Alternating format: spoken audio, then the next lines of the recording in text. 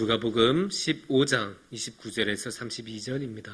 누가복음 15장 29절에서 32절 신약 성경 123면입니다. 제가 봉독해 드리도록 하겠습니다. 아버지께 대답하여 이르되 내가 여러 해 아버지를 섬겨 명을 어김이 없거늘 내게는 염소 새끼라도 주어 나와 내 벗으로 즐기게 하신 일이 없더니 아버지의 살림을 장녀들과 함께 삼켜버린 이 아들이 돌아오매 이를 위하여 살찐 송아지를 잡으셨나이다. 아버지가 이르되 예 너는 항상 나와 함께 있으니 내 것이 다 내 것이로되 이 내 동생은 죽었다가 살아났으며 내가 잃었다가 얻었기로 우리가 즐거워하고 기뻐한 것이 마땅하다 하니라. 사랑하는 성도님들, 우리나라 말에는 의성어가 참 풍부하죠. 그래서 여러 가지 의성어가 있는데 그런 많은 의성어 중에 딸깍이라는 의성어도 있습니다. 이 딸깍이라는 의성어를 들으시면 여러분은 무엇이 생각나십니까? 어떤 분들은 전등 스위치를 이렇게 누르는 것도 생각날 거고 어떤 분은 다른 스위치를 딱 이렇게 누르는 것도 생각나겠지만 요즘 젊은 친구들은 딸깍이라고 하면 아마 컴퓨터에 마우스를 클릭하는 소리를 생각할 겁니다. 그래서 마우스 이게 딱딱하면 딱딱딱딱 소리가 나잖아요, 실제로. 그래서 이제 딸깍딸깍 하면서 마우스 생각을 할 텐데 그런데 이 젊은 친구들 사이 딸깍이라는 말은 그냥 단순하게 마우스 클릭해서 나는 소리가 아닙니다. 이 딸깍이라는 말에는 여러 가지 함의가 있습니다. 이거를 짧게 말하자면 일을 아주 간편하고 쉽게 한다라는 말로 통하기도 합니다. 이게 무슨 뜻이냐면 어떻게 이런 뜻이 생겼냐면 쉽게 말하면 이런 거예요. 어떤 분은 돈을 벌려고 열심히 일을 해요. 그래서 톱질도 하고 시멘트도 나르고 망치질도 하고 얼마나 힘들어요. 막 땀 뻘뻘 흘리면 아니면 택배 같은 거 나르고 하면 얼마나 힘들어요. 육체적인 그 노동이 얼마나 심합니까? 그렇게 해서 돈을 버신 분들도 계신 반면에 어떤 사람은 이제 아주 편하게 에어컨 바람 맞으면서 시원하게 컴퓨터 앞에서 그냥 마우스 딸깍 이러면서 돈을 버는 친구들도 있습니다. 그런 거 보면서 사람들이 젊은 분들은 그런 거 보면서 쉽게 모든 일을 처리한다고 해서 딸깍 어떻게 조금 더 말하면 딸깍질 한다라는 말까지도 나올 정도로 그렇게 쉽게 해결하는 것을 볼 수도 있는데 단지 육체 노동에만 해당되는 말은 아니에요. 정신 노동에도 충분히 우리가 포함시킬 수 있는 말이에요. 예를 들어 주식 같은 거 하면 아주 간단하게 뭡니까? 쌀 때 사서 비쌀 때 판다 아닙니까? 그래서 어떤 분은 좋은 주식, 그런 전망이 좋은 주식 사기 위해 회사들 다 알아보고 그 회사의 재무제표 3년간 다 보고 앞으로 이제 그 전망이 어떤지 온갖 정보를 취합해서 신중하게 공부 열심히 해서 주식을 사는데 어떤 사람은 그냥 주식 삼성전자 딸깍. 근데 재밌는 거는 주식에서는 대부분 삼성전자를 산 사람이 수익률이 더 좋습니다. 그렇게 딸깍해서 주식에서도 손쉽게 돈을 버는 경우가 적지 않아요. 이렇게 딸깍으로 아주 간단하게 모든 일을 해결되는 경우가 있죠. 그런 것들을 보면 열심히 많은 수고를 들여서 힘든 길을 걸어온 사람의 입장에서는 저게 뭐지? 싶을 수도 있고 허탈할 수도 있고 저렇게 쉬운 방법이 있었나? 허탈할 수도 있고 시기심, 질투심 날 수 있어요. 난 이렇게 했는데 쟤는 뭐냐? 이런 생각도 들 수 있고 여러 가지 복잡한 마음이 들 수 있어요. 그런데 성경은 이 복잡한 마음은 너무나 잘 알고 있어요. 그래서 성경에서 이런 감정에 대해서 뭐라고 말씀하신지 한번 오늘 이 시간에 같이 함께 보도록 하겠습니다. 오늘의 말씀은 그 유명한 탕자의 비유를 다루고 있는 누가복음 15장의 후반부예요. 그 후반부 이야기 중에서도 후반부예요. 그래서 여기서는 아버지가 누구하고 이야기할까요? 둘째 아들 아니에요? 첫째 아들하고 이야기하는 장면이에요. 정확하게 말하면 그냥 대화라고 하기보다는 첫째 아들이 굉장히 기분이 나빠서 자신의 감정을 분노하듯이 토로하면서 표출하는 그런 장면을 볼 수 있습니다. 이 첫 번째 아들이 어떤 감정 상태인지는 누가복음 15장의 28절을 보면 자세히 알 수가 있습니다. 그가 노하여 들어가고자 하지 아니하거늘 아버지가 나와서 권한대. 뭐라고 나와요? 그가 노하여. 너무나 분명하게 말하고 있죠. 첫 번째 아들은 지금 노하고 있어요. 분노하고 있어요. 화가 나 있습니다. 그러면 왜 이렇게 화가 나 있을까요? 그 이유는 29절과 30절을 보면 우리가 잘 알 수 있습니다.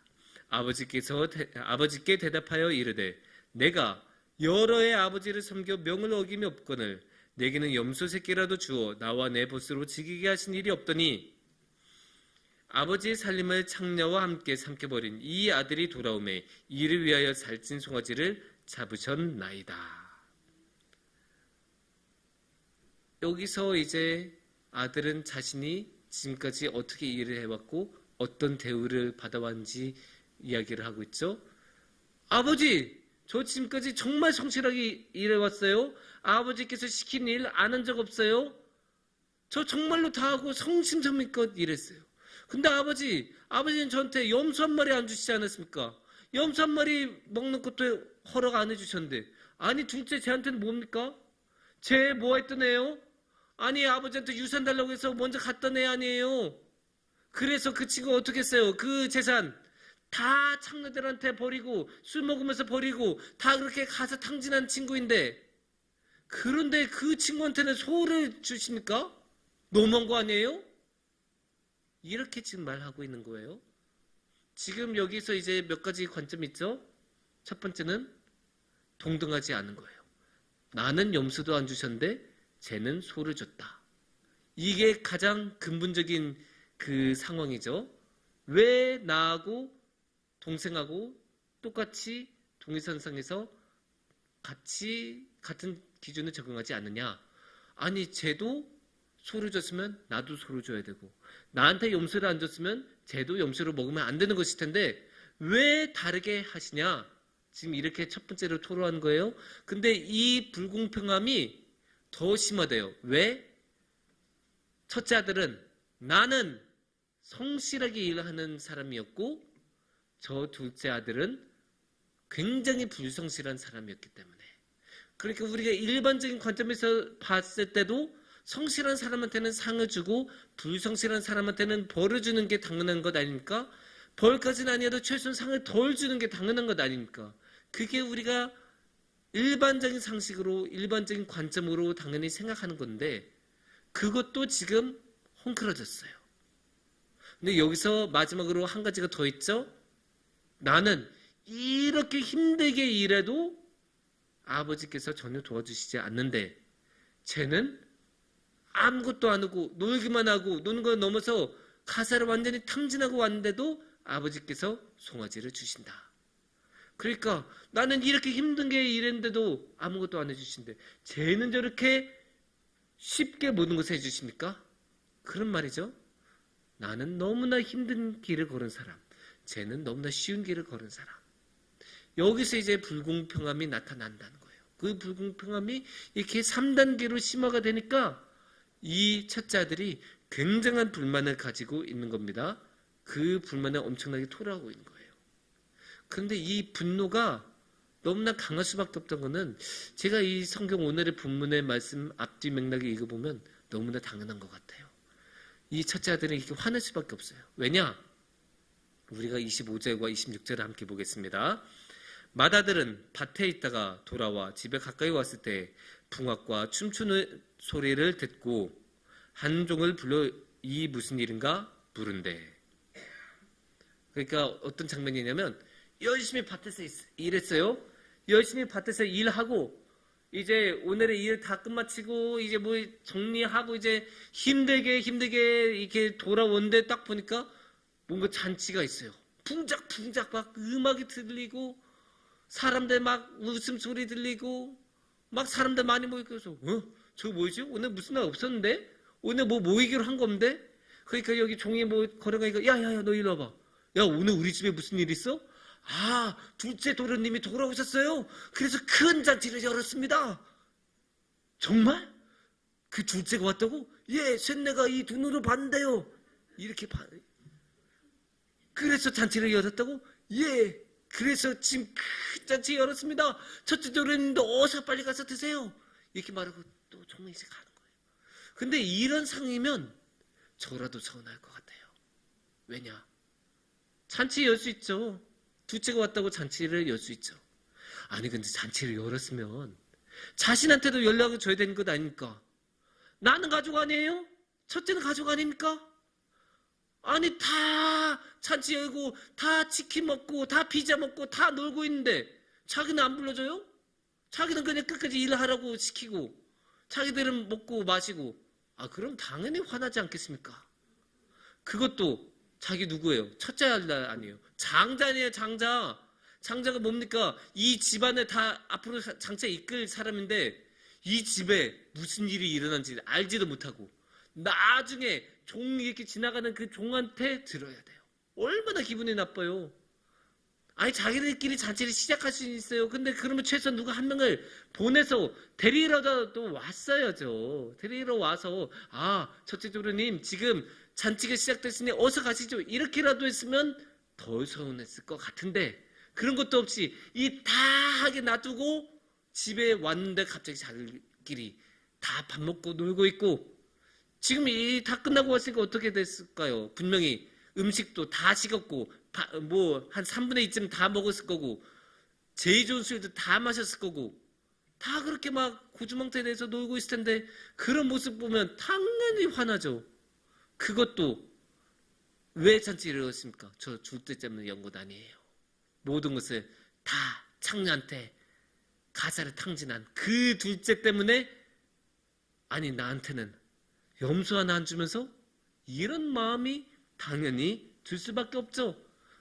그리고 이렇게 끝까지 일하게 했다는 거는 이런 느낌도 주는 거예요. 그래 우리는 열심히 잔치를 여는데 너는 아무튼 끝까지 일해야 해. 이런 메시지 같기도 하지 않습니까? 그래서 여기서 뭐가 느껴지냐면 노동착취.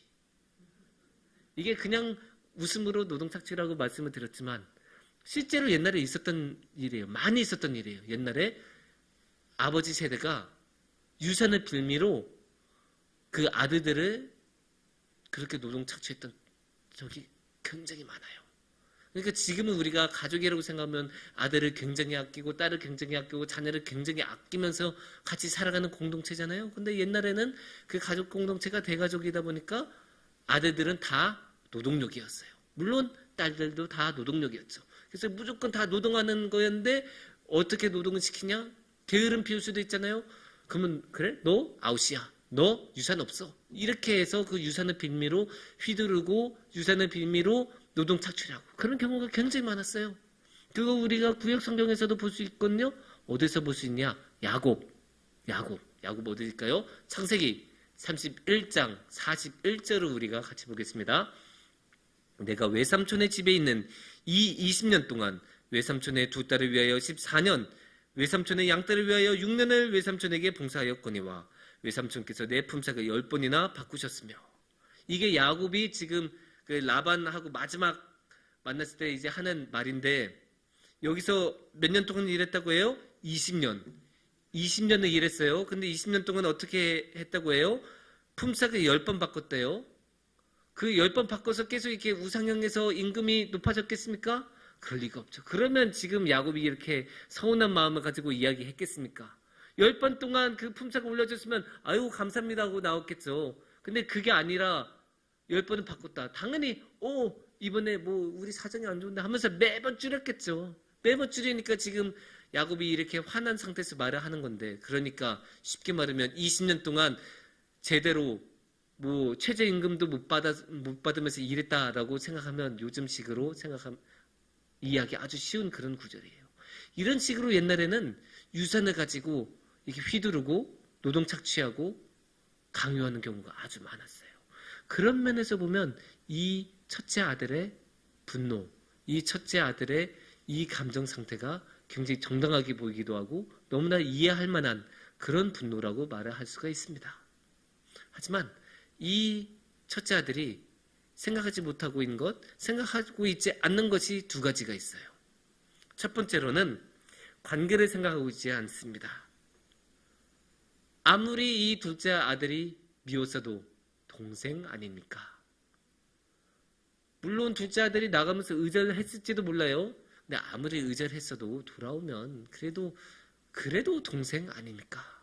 그런 거에 대한 느낌이 이 아들, 첫째 아들한테는 없어요. 아버지한테는 있어요. 아버지한테는 있으니까 뭐라고 합니까? 32절을 봅시다. 이 내 동생은 죽었다가 살아났으며 내가 잃었다가 얻었기로 우리가 즐거워하고 기뻐한 것이 마땅하다 아니라. 이렇게 이야기하죠. 죽었다가 살아났으니까 아유 그래도 동생인데 얘 죽을 뻔했는데 다시 왔으니까 그래도 우리 기뻐하자. 너도 같이 잔치 가서 먹자. 이렇게 지금 얼르고 타이르는 모습이죠. 여기서 아버지 뭐라고 했어요? 내 동생이라고 이야기하죠. 근데 아까 30절에서는 뭐라고 합니까? 30절에서는 이렇게 말해요. 창녀들과 함께 삼켜버린 이 아들이 돌아오매라고 해요. 첫째는 동생이라고 말 안 해요. 첫째는 이 아들, 저 아들, 당신 아들 이런 식으로 표현하는 거예요. 거리감이 느껴지죠. 하지만 아버지 뭐라고 해요? 네 동생이 왔다. 너 그래도 관계에 있는 사람이야. 네 동생이야. 지금 이렇게 말을 하고 있는 거예요. 이 관계를 의도적으로 피한다고 볼 수도 있겠죠.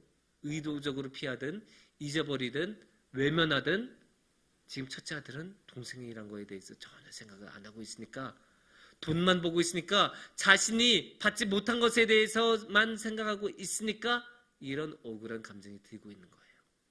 그래도 동생이 왔다고 하면 조금 더 기뻐하고 이런 기회에 나도 초 좀 같이 먹자 이러면서 같이 기뻐할 수도 있는 일인데 그런 모습이 없이 자신이 받지 못한 것, 자신이 억울한 것에 대해서만 지금 토로하고 있는 거죠.